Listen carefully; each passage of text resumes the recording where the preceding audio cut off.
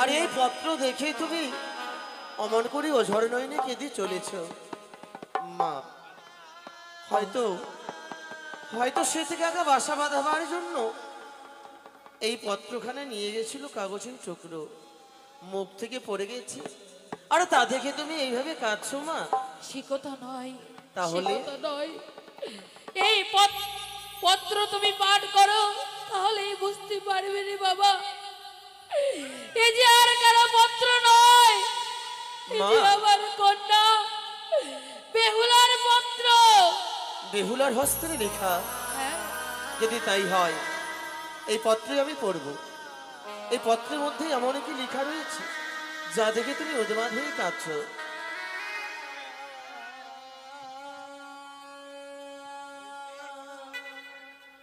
পরমে পূজনীয় পিতামাতাই আমার, সর্বপ্রথমে জানাই আমার শতকোটি প্রণাম।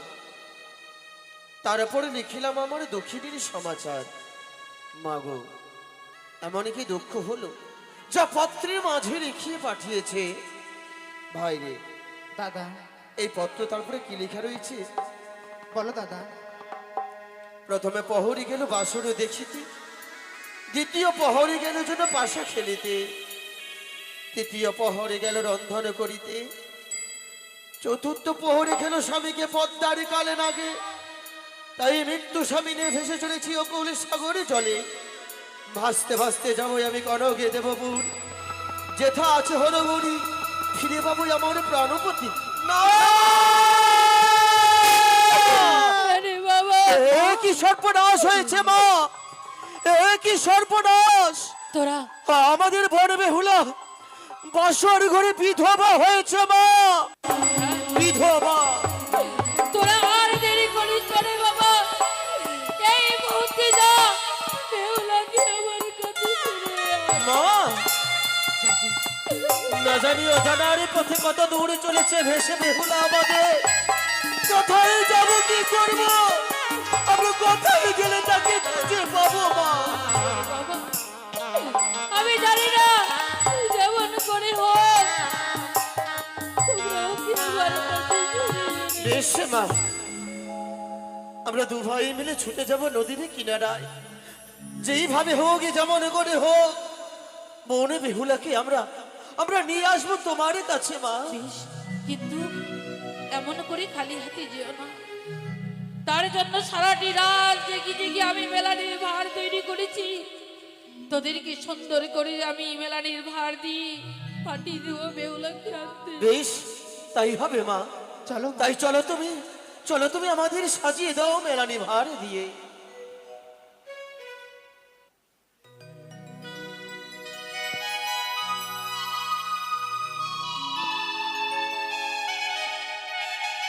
ভাই রে,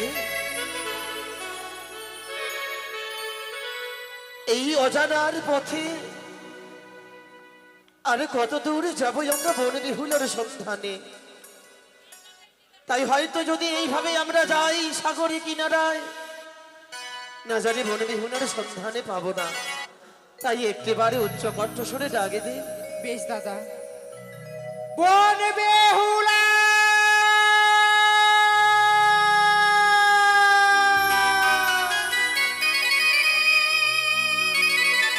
ও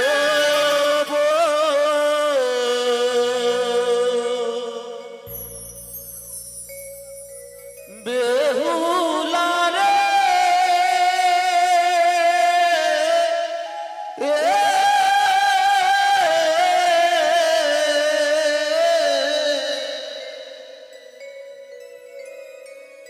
কোথায় গেলে পাবো তোরে,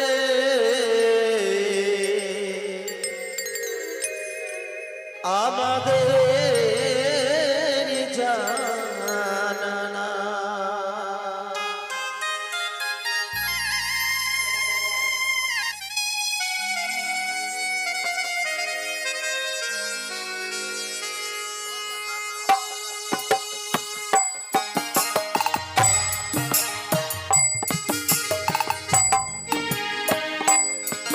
বল বেহুলা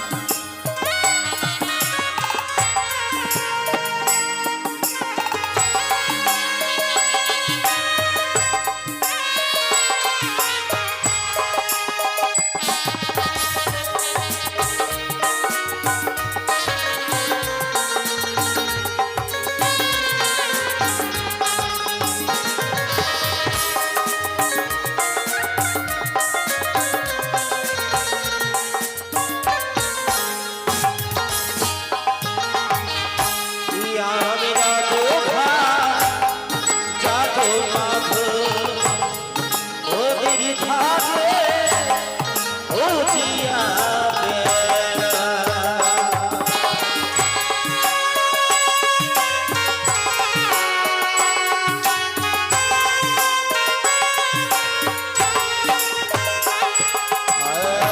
রামে দাদু ভাই সাধু সাধু নদীর ঘাটে উঠিয়া বেড়া।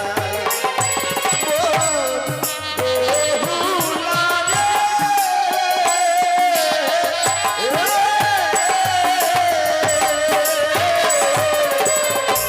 কোথায় গেলে পাবো তোরে আমাদের জানা।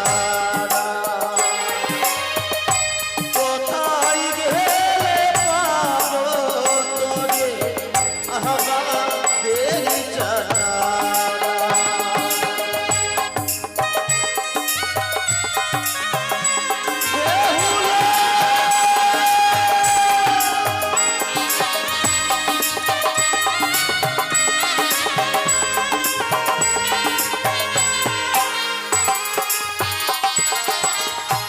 ইয়াই বেহুলা মোদের কোলে ডাকায় মা দাদা বলে।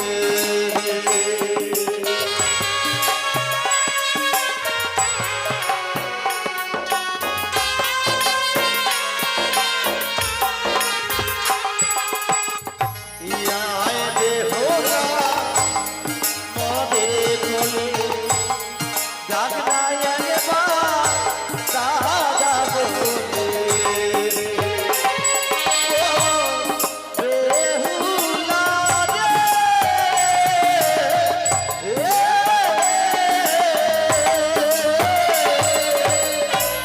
কোথায় গেলে পাবো তোরে আমাদের জানা।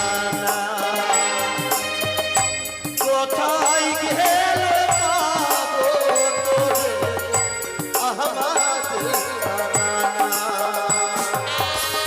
কোথায় গেলে পাবো তোরে আমাদের জানা।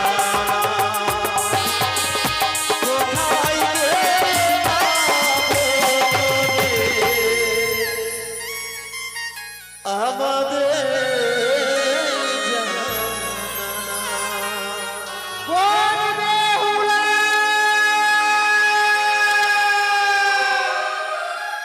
কি যেন বারবার করে শুধু কোন বেহুলা বলে ডাক দিয়ে যায়, ঠিক যেন গলারই কণ্ঠস্বর আমার দাদা দিয়ে মতো। না জানি আমার সংবাদটি পেয়ে হয়তো তারা আমায় খুঁজে বেড়াচ্ছে। আমি আরেকবার দেখি না কেন। ভাই রে, দাদা এতবারে ডাকি দিই তবু যেন সারা পেলাম না। আর একটি বারে উচ্চ কণ্ঠস্বরে আমরা ডাকি দিই না কেন? বেশ দাদা। কোথায় বোন বেহুলা?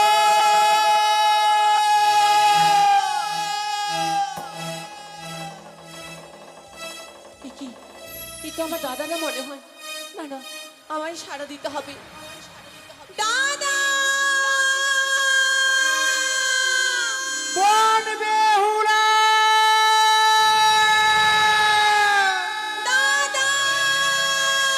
বেহুলা! দাদা!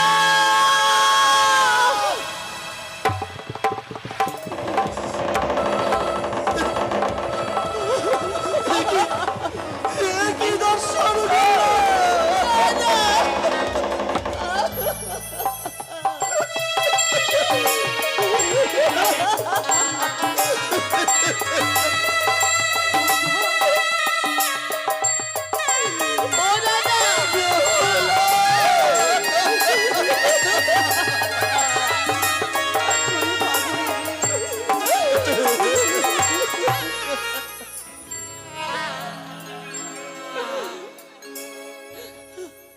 বেহুলা, আমার প্রণাম নাও দাদা। থাক রে ভাই, থাক। তোমরা ভালো আছো দাদা? আমরা ভালো রয়েছি। মা বাবা কেমন রয়েছে? আমরা সবাই সবাই ভালো আছি, কিন্তু তুই তুই নিজের অবস্থা কি করেছিস? কেন দাদা? আজ এই বেশ তুই কেন ধারণ করেছিস বেহুলা?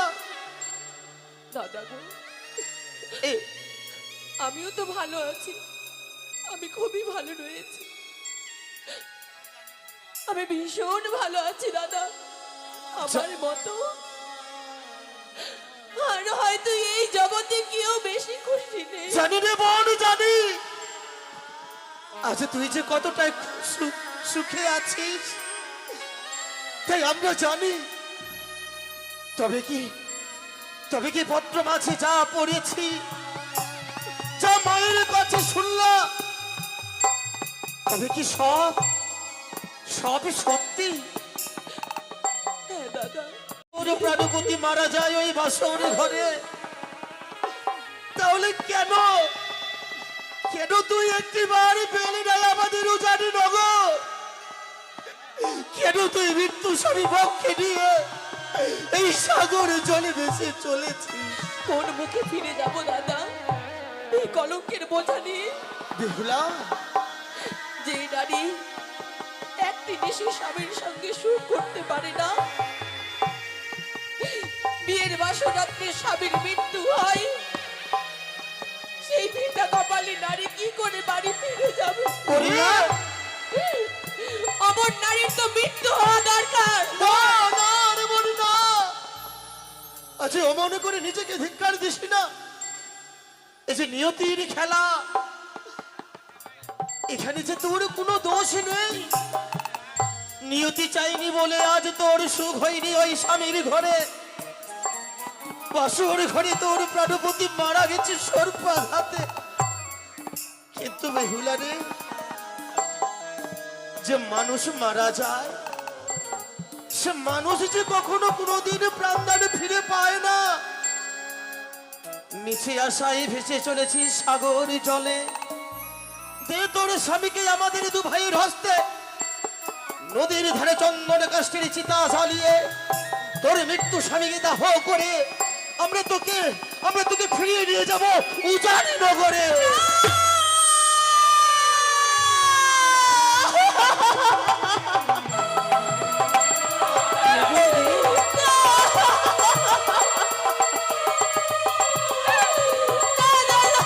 আরে বাবা, হ্যাঁ।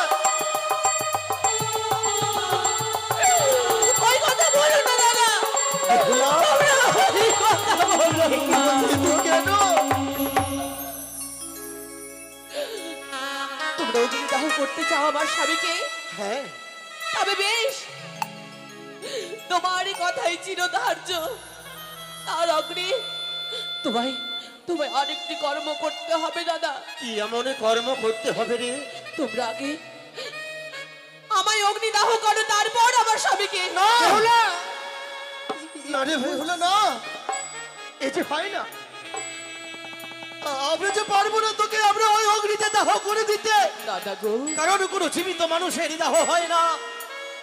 হ্যাঁ, দাপর যুগে মহাসতী সাবিত্রী যমরাজের দ্বার থেকে মৃতবতীর প্রাণদান ফিরিয়ে এনেছিলেন, তবে আমি কেন পারবো না?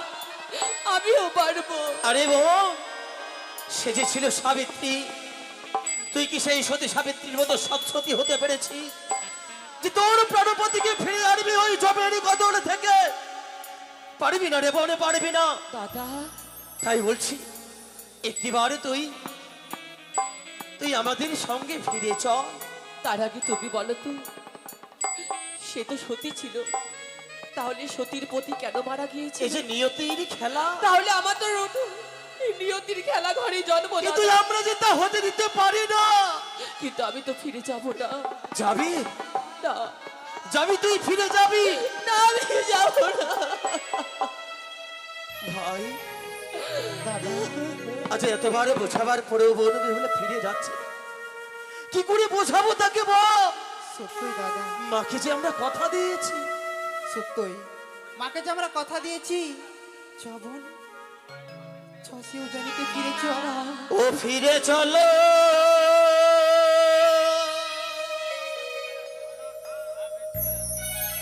ও কি চলো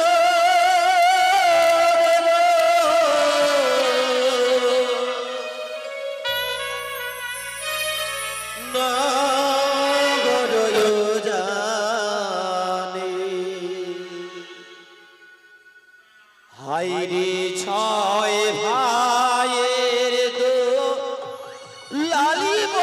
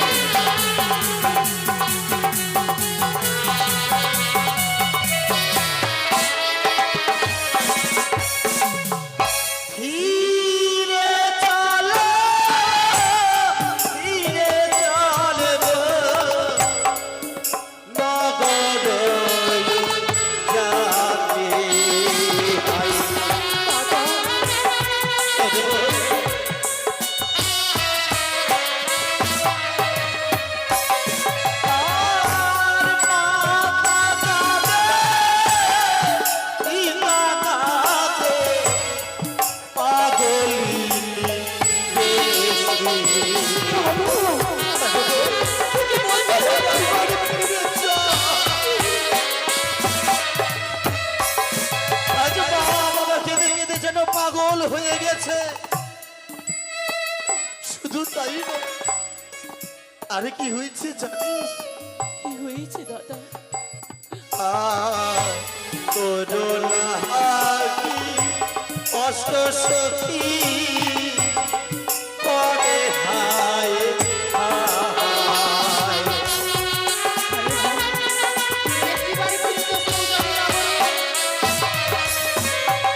আর ছয়বতী পাগলিনী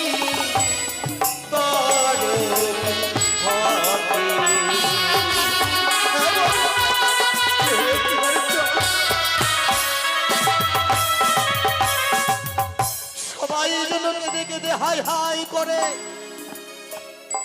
শুধু তাই নয়, আজ যদি তুই আমাদের সঙ্গে ফিরে যাস, তাহলে তোর ওই মৃত্যু স্বামীর বদল আমরা তোকে কি দেব জানিস? কি দেবে দাদা? আর স্বামী নেব তোরে মনে সোনার পুতুল দেব।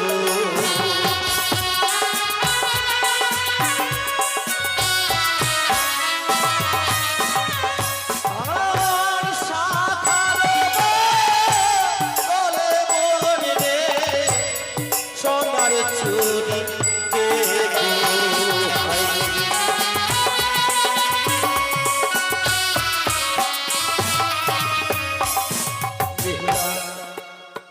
তুই যদি ফিরে যাস, যেই স্বামী তোর মারা গেছে, যেই স্বামীকে পক্ষে ধরে বেঁচে চলেছে, সেই স্বামীর বদলে সোনার পুতুল দেব।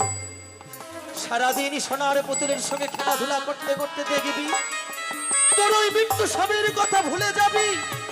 দাদা, সীমন্তের যে সিঁদুর পড়েছে, ওই সিঁদুরের বদল ওগুলো চন্দনে পরিয়ে দেব। হাতে শাখার বদলে সোনার চুল। তোকে আমরা চিরদিনই শত শত দাসী দিয়ে রাখবো আমাদের উজানিতে। তুই একটিবারে ফিরে চল। না দাদা, আমি তবুও যাব না। যাবি না? ও দাদা, আরি কেঁদো না।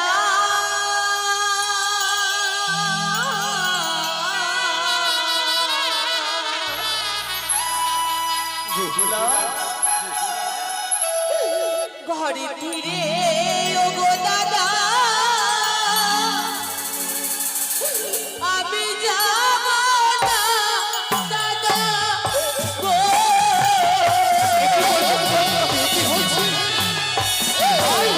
দাদা,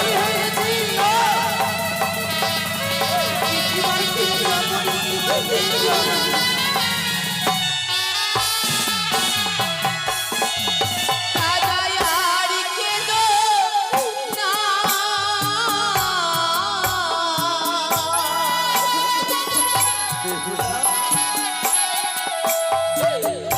ঘরে ফিরে ওগো দাদা আমি যাব না দাদা গো।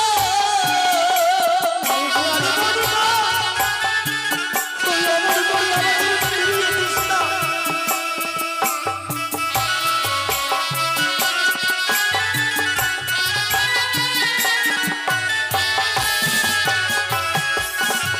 দাদা 12 মাসে 13 পান ভাদ্র মাসে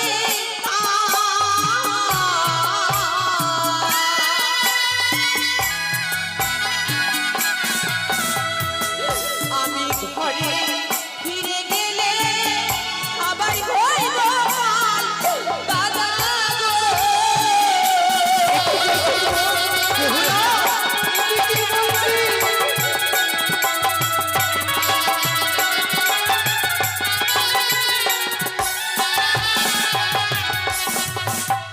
দাদা কি বললি? 12 মাসে 13 ফল ভাদ্র মাসে তাল আমি যদি যাই ঘরে ফিরে সবার হইব কাল। না না না, ঘরে রয়েছে মোরে 6টি বৌদি খাবে মাছের মুড়ি হতভাগী বেহুলা কোথায় রাখবে নিরামিষের হাড়ি। বেহুলা রে, একদিন দুই দিন ভালো যে মা শিবে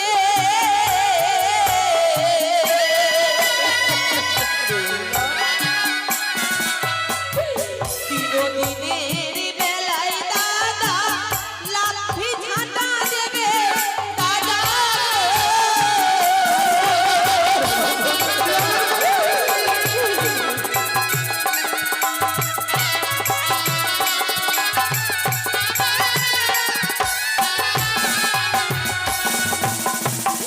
একদিন দুই দিন সকলেই ভালো যে বাসিবে 3 দিনের বেলায় দাদা লাঠি ঝাঁটা মারিবে।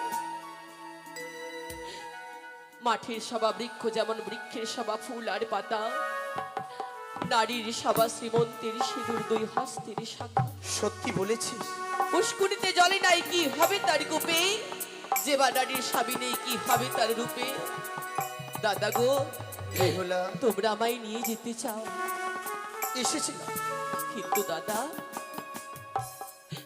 আমি যদি বাড়ি ফিরে যাই 10 লোকে 10 কথা উঠাবে শত শত ধিক্কার লাঞ্ছনা গঞ্জনা দেবে। সত্যি বলেছিস। কোনোদিন আমি কোনো শুভ কর্মে যেতে পারবো না। লোকে দেখলে কি বলবে অপয়া অলক্ষী মেয়ে। কেউ যদি কোথাও যায় শুভ কর্মে আর আমার মুখ যদি দর্শন করে সকলেই তখন বলবে ওই তো বিধবা বিয়ের বাসর রাত্রে সার স্বামীকে খেয়ে ফেলেছে ওর মুখ দেখা তো মহাপাপ। এই মুখ নিয়ে কি করে আমি আরে ফিরে যাবো দাদা। বেহুলা, হয়তো তুই সত্যি বলেছিস, তোমরা আমায় ক্ষমা করে দাও দাদা। কিন্তু জানিস রে, বড়ই আশা নিয়ে এসেছিলাম তোকে ফিরিয়ে নিয়ে যাব বলে, কিন্তু আমাদের আশা পূরণ হলো না। বেশ, এতবার বলার পর যখন তুই ফিরে যাবি না তোকে আমরা আর নিয়ে যাব না। কিন্তু জানিস মা জননী বড়রা আশা করে সারা রাত জেগে বসে বসে যেন তোর জন্য মেলানি পাহাড় তৈরি করেছে অষ্টমঙ্গলায় যাবি বলে। আজ যখন অষ্টমঙ্গলায় আমাদের ভাগ্যে হলো না, চেয়ে দেখ মাইনে দেওয়া মেলানি ভান্ডায় আমরা নিয়ে এসেছি। তাই একটিবারে তোর মন্দাসখানা